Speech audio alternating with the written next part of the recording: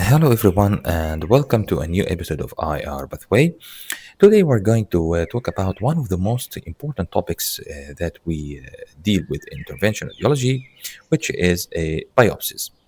This is important not just for interventional radiologists, but also for diagnostic radiologists. Knowing how to perform a biopsy is a major advantage. Okay, so at the beginning, we divide biopsies into two types. The first type is the excisional biopsy, and the second type is what we call the percutaneous biopsies. Okay, start with the excisional biopsies. They are obtained by a surgeon. Okay, when MS is detected, it is excised and sent to the pathologist, who starts taking sections through this mass to determine the pathological type, receptor status, and all information needed for patient management. As you can see, in this type, intervention radiologists have no rule. It's mainly performed by the surgeon. Okay, and the pathologists prefer excisional biopsies because they receive the whole entire mass. So, if part of the mass is, say, necrotic, okay, or say cystic, okay, there is cystic area here, and one section is inadequate, another section can be taken. With the abundance of sections, they can probably read the sample. Therefore, this type is the best type of biopsy to be obtained. However, in real practice, it's not the most common type because the mass may be in a difficult location to excise. Okay, and we often need to know the nature before intervention, the nature of the mass. Okay, actually, in modern oncology practice, the goal is not only to identify the pathology, since in many cases the type is already suggested by features obtained from diagnostic imaging. But additional factors such as the genetic studies and receptor status are required to design an appropriate treatment plan. So, whether we start with systemic therapy that like chemotherapy or immune therapy, or start with radiation first, okay, then surgery. So, in many cases, we only need basic information about the lesion before excision to determine the treatment plan. And this is where we play our main role, the percutaneous biopsies, where intervention radiology is highly involved. So, in general, we divide percutaneous biopsies into three types. Okay, the first type, which you may have heard about a lot, is fine needle aspiration cytology, and we'll talk about it in details. The second type is the core biopsies, and we will discuss it extensively later in this episode. Okay, but this is mainly for soft tissue. Then the third type, which I wanted to put as a separate entity, is bone biopsy because it's slightly different from regular core biopsies. Okay, let's start with fine needle aspiration cytology. Okay, the idea behind this technique is that we can go into a lesion, okay, and take a small sample of cells for cytological studies. Okay, rather than removing the whole mass, studying the cells sample help to identify the lesion's characteristics. Fine needle aspiration cytology is widely used, especially for the thyroid nodules, for example, to determine their types. Okay, another common application is lymph nodes. We sample the lymph node to determine if it's active, inflammatory, malignant, or metastatic. So, as you can see, its application is very important in clinical practice. But as also you have noticed, it doesn't take a complete tissue sample. It only takes some cells to perform specific studies to answer a specific question. For example, in thyroid, the usual question about thyroid nodule is it malignant or benign? Okay, so the cells taken from the nodule may be sufficient to answer this question. For lymph nodes, as we said before, are they malignant or reactive? So fine needle aspiration cytology answer these questions, but not all questions. For example, the sample is not enough to do more detailed studies about the tissue and the receptor status. For all of this, we need to take core biopsy. Now, how do we perform fine needle aspiration cytology? By using specific needles. I have one of these. Here is the Francine needle. Okay, these needles typically range from 22 to 25 gauge in size, which is standard in clinical practice. Okay, they are needles with stylet inside. We first inject lidocaine, then inject the needle into the nodule, insert it into the nodule. Okay, once inside the nodule, we remove the stylet, attach the needle to a syringe, and apply negative suction while moving the needle in and out. We try to collect as much cells as we can. Then after that we withdraw the needle out like this. Okay. Usually, 1 or 2 drops of blood appear in the syringe under suction, which are then spread on slides and sent for cytology. And depending on the protocol in your workplace, you may do this once, twice, or even 3 times. Okay. The same idea applies to lymph nodes. We insert the needle, move in and out, withdraw the needle, spread the sample on slides, and perform 1, 2, or 3 passes depending on the protocol in your practice. Okay, so what is the advantage of the fine needle aspiration cytology? It's very simple. Okay, so it's less traumatic. These needles we use are very thin, so the chance of injury to any organ is very low. And even if there is bleeding, it's usually minimal, and it's enough to apply just little pressure on the neck or the lymph node, and bleeding stops immediately. Okay. Now, let's move to the core biopsies, which provide more detailed information. Okay, as mentioned, fine needle aspiration cytology provides limited information, while core biopsies retrieves a tissue sample that can be sent to the pathologist for further studies and detailed analysis. Now, to perform a core biopsy, we need 2 things. First, to obtain a tissue sample. Okay, but this may not be enough, so we need to cut off or shave off the tissue so it can be sent to the pathologist. Okay. Okay, let's assume we have a mass like this within an organ, and we need to obtain a tissue sample from it. Okay, retrieving a portion and bringing it out for analysis. How can we do that? Of course, there are several ways to obtain the tissue sample, but remember, the entire system must pass through a needle. Okay, so the device must be completely straight. So, the final design evolved as follows: a straight structure like this, okay, with a groove and a sharp tip at the end, all arranged in a straight configuration that can pass through the needle. This sharp part penetrates the mass, okay, penetrates the mass, and the groove you see here is where the tissue sample settles, okay. The tissue that settles inside this groove is the portion included in the sample, okay. And at this point, we have obtained part of the tissue, but if we simply withdraw the needle now, we will not be able to retrieve it, okay. That's why a second needle is mounted over the first one, okay, in this way, okay, like this, okay. And it's also sharp at its edge. Both components actually are sharp, okay. This needle is positioned like this and held in place by a spring, okay. So once we confirm that that this is the desired position we want, we release the spring. Once the spring is released, the red-colored needle advances rapidly in this direction, okay, in this way, until it overlaps with the first needle, okay. If we look now, we see that the tissue has been separated and cut away from the main tumor.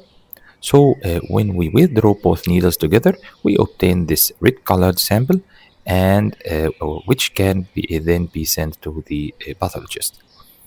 For the purpose of explanation in this video, I will refer to the first blue needle as the coring needle, okay, and the outer red one as the cutting needle, okay, simply to avoid confusion only, okay. Now, the coring needle enters first and captures the tissue, then the cutting needle advances to slice it, after which we withdraw the entire system out. If we look at this design from another perspective, core needle biopsy involves actually two main steps.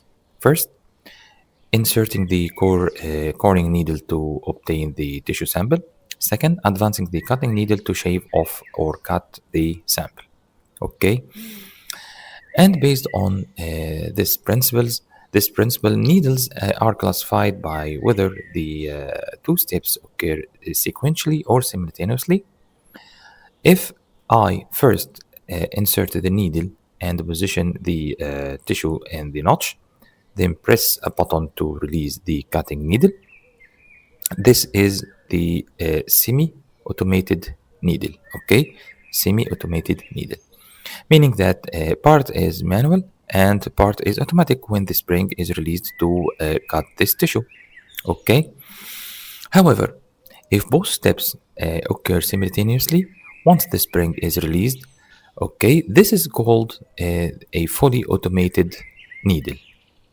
Okay, so it's important to know that the market offers two main types of needles: semi-automated needle, which allow initial positioning of the coring needle, ensuring proper placement, then releasing the cutting needle by pressing the button to obtain the sample, or a fully automated needle, where pressing the button that releases the spring causes the coring needle to advance rapidly to capture the tissue, followed immediately by cutting needle, which slices the tissue and retracts. Okay, to simplify things, let me show you these needles. This is the first needle we will examine today, a semi-automated needle. And thanks to Argon Medical for providing these tools for education. And again, in IR pathway, we are not comparing tools or claiming superiority. We are simply showing needles commonly used in daily practice so you can get familiar with them. Okay. When we receive the biopsy needle set, it consists of, it usually has three components: the coaxial needle, okay, which we will discuss in detail, the biopsy needle itself, and this additional part we will explain later. Okay, this is the argon supercore needle. It has a handle, okay, and a part that controls the spring, and the needle housed inside. Okay, let me show how it opens. First, I push here, then press the part. Hopefully, it's cleared on the camera. As you can see, a portion extends outwards, and if you look closely, you will notice the notch we discussed, located between the sharp tip and the end. This notch captures the biopsy sample. Okay, this is what we call the coring needle. The cutting needle is positioned here, okay, waiting for me to press it and release the spring. Once released, it rapidly advances to this point, okay. As a result, any tissue within the groove become isolated. Okay, now I'll fire it on camera. Okay, hopefully you can see it. When I release it, okay, the cutting needle moves to the tip, capturing everything within the groove. So, withdrawing the needle from the lesion gives me a sample, and we will now demonstrate how to retrieve it. So again, the needle comes like this. I pull the spring as you hear, one click, then second click, advance it into the lesion, and once properly positioned, press this part to release the cutting needle. Okay, so when I press here, the cutting needle advances, cuts the biopsy, and retracts. Now, why do we have two clicks? It gives you an option. One click provides a 1 centimeter sample. As you can see, okay, the numbers here 1 and 2 are marked. When set on 1, the notch extends 1 centimeter, and firing, okay, gives a 1 centimeter sample. If I want 2 centimeters, I pull two clicks, okay, and the exposed portion of the cutting needle is longer. Now it's 2 centimeters. And once satisfied with position, okay, once I'm satisfied, I release, okay, to obtain the sample. There is an important point many overlook. The sample is taken only from the portion inside the notch, about half centimeter.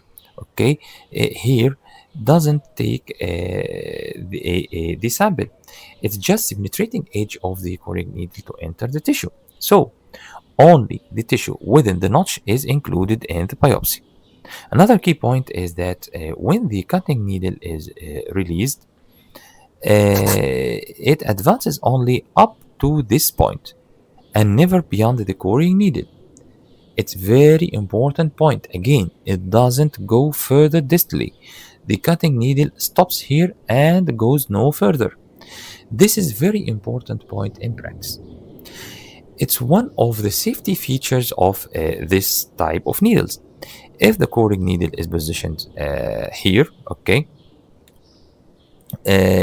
nothing extends distally. Okay, so even if there is a blood vessel nearby, there is no additional distal advancement. So I am not concerned about causing arterial injury. Let me demonstrate this with a drawing. If this is the mass, okay, and we have here a blood vessel, when I insert the needle like this, okay, I enter here, okay, then advance the coring needle. If I fire at this position, I'm confident the cutting needle will only reach here and never go to the vessel. Okay, and as you can see now, if I fire, it never advances toward the blood vessel. Okay, now what about the automated needles? This is one of the automated type, also from argon, okay, called the Biopens needle. Here both steps are completely spring controlled. Okay, first let me show you its components. And this is the firing button here. Okay, here is the firing button. It's labeled 18 gauge, which is the needle size, and there is also another button here for easy release if you want to take a sample while holding the needle in this position. Okay, you can do it. Okay, and here we have the safety lock. If it is green, okay, the needle is ready to be used. If it is red, the needle is inactive. Okay, so when we are ready to take the sample, we move it to green. There is also a control that determines the throw, which means the sample length. The options are 13 millimeters, 23 millimeters, and 33 millimeters, giving 3 biopsy lenses. Okay, you simply adjust the needle, move forward for 23 or 33 millimeters, or set it here for 13 millimeters. Okay, to prepare it, release the handle and push, okay, until it clicks, okay, like this. Once it clicks, it's ready. Okay, return the handle back to its position. Okay, and now it's ready to be used. Okay, that's why there is a safety lock. If you are not ready, keep it on red while inserting the needle into the lesion. Okay, once fully confident, switch to green and then release. Okay, we can release it using either this button, okay, or this one. When pressed, the coring needle advances fast, followed by the cutting needle over it. Okay, this occurs in milliseconds, so fast that it may not be visible on the camera even in slow motion. Okay, now I release. Okay, and please watch closely. Okay. What just happened is that both steps occur simultaneously, unlike the semi-automated needle, where I advance the coring needle first, confirm a position, then release. Here, both steps occurs together. After sampling, I release the handle and press click, okay, to expel the sample. So, comparing the semi-automated needle versus the fully automated needle, there are clear differences. The semi-automated needle gives me more control. Okay, I can enter the lesion, adjust the position. If I am too far in, I can go back. Okay, or too proximal, I can advance. Okay, and once confidence, release the spring. Okay, to take the sample. With fully automated needle, you must accurately estimate how far it will travel. Okay. In the semi-automated needle, if you remember, the advantage is that nothing extends beyond the coring needle. Okay. But in the fully automated needle, this is important. Once positioned, okay, I have no exact indicator of how far it will advance, only my distance estimation and the scale measurements on the ultrasound. In other words, if I position the needle like this, expecting to reach here at this point, okay, when I fire, it may only advance halfway instead. The key point is that if I position the needle here and estimate it won't advance further, okay, and firing may still push it distally entering the blood vessel. That's why using these needles require a good sense of distance gained through experience and ultrasound scale measurements, which means the image usually has a scale 1, 2, 3, and so centimeters and so on, like this 1, 2, 3. Okay, allowing you to estimate and predict the needle's reach. Since this needle has three sizes, it's crucial to set the correct distance. Okay, don't assume you are taking 1 centimeter when it's set on 3 centimeters, as this could push the needle too far and risk injuring a blood vessel. Okay. Okay, now the semi-automated needle offers more control, while the fully automated needle one relies on experience and distance estimation. So, the advantage of the fully automated needle is that the two steps happen very fast, okay, and with strong spring force, which helps in getting a much more better sample. Also, when lesions are very fibrotic and hard, sometimes entering them with this needle is challenging, okay, because the target lesion is pushed away instead of being penetrated by the needle. Okay, see, I'm now trying to penetrate it, it just deviates. But with automated needle, everything occurs quickly and forcibly, providing stronger penetration, especially in hard and mobile lesions. Okay, and that's why it's commonly used in breast biopsies. Okay, where lesions such as say fibroadenoma or even cancer, okay, heart cancer, uh, are often firm and surrounded by fat. Okay, so as if the mass is floating in fat. The rapid action allows effective penetration and good biopsy sample. Okay. In IR, we usually prefer the semi-automated needle as we like to visualize the correct needle within the lesion before release. However, we sometimes use the biopens or fully automated needle as it provides an excellent sample, okay, but again requires certain precautions as discussed. So, So if you choose to use it, the semi-automated needle, start in a very safe situation. For example, a superficial inguinal lymph node or a muscle mass, okay, away from a vital organ. I wouldn't recommend trying it first in, say, the liver, for example, okay, especially if the mass is adjacent to the portal vein, since accurate distant estimation requires more experience. Okay,